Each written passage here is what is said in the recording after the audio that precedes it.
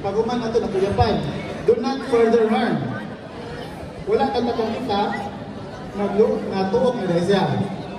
Okay. So we will just hold 1 to 2 folds sa mga kini siya for the purpose nga maka-anchor. Dili sa dali matangtang.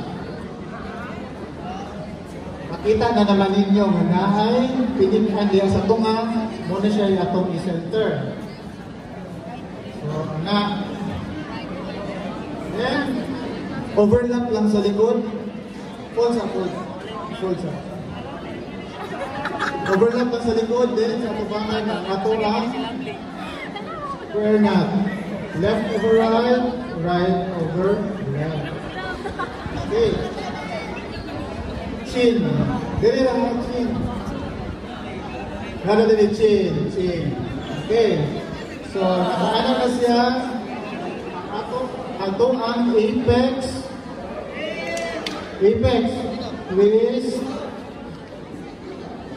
Twist lang ha, twist. Pag twist. Susunod na rin nga.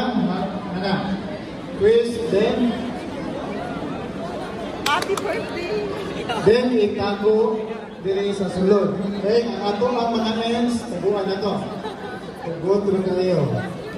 Okay.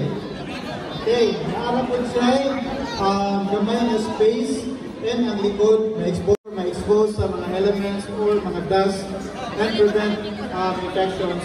Ato siyang i-cover. So, first, dump nato siya. Basa-basa.